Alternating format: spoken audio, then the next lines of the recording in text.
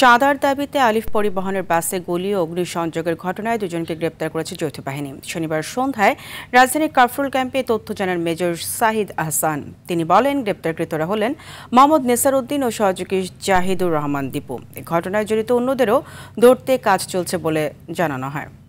আরও জানাচ্ছেন AR বাদল।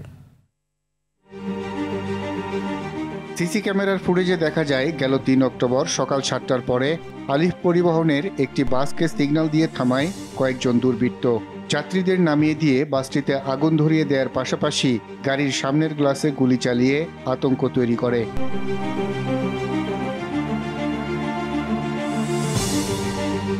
এরপরে ফোন করে বাস মালিককে প্রাণে মেরে ফেলার হুমকিও দেয় নেসার উদ্দিন।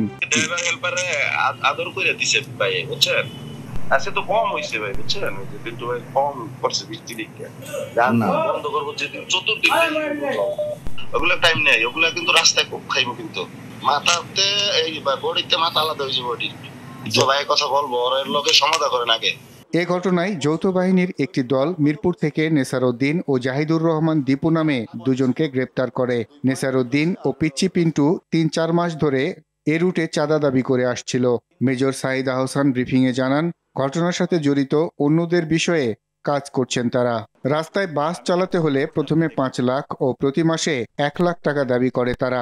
নাসির গ্রুপ এবং পিচ্চি পিন্টু এরা কিন্তু মেনলি মোহাম্মদপুরে প্রভাব প্রতিপত্তি বিস্তার করে থাকে। বাট একই সাথে এখন তারা রিসেন্টলি আমাদের মিরপুর কাফরুল অঞ্চলেও তারা প্রভাব প্রতিপত্তি বিস্তার করছিল। এর ফলশ্রুতিতেই মেনলি তারা এই ঘটনাটা ঘটায়। নেসার ও আগে খুব খুচরা, মানে তাকে হচ্ছে বিভিন্ন কাজে টাকা পয়সা দিয়ে হায়ার করা হয়, সে বিভিন্ন সময় এই হায়ার কাজের সাথে জড়িত ছিল। মেজর সাদিক আহসান ব্রিফিংয়ে জানান, ঘটনার সাথে জড়িত অন্যদের বিষয়ে কাজ করছেন তারা। আমাদের কিন্তু সক্ষমতা রয়েছে এবং আমাদের ক্যাপাবিলিটি আছে। AR বাদল, RTV, ঢাকা।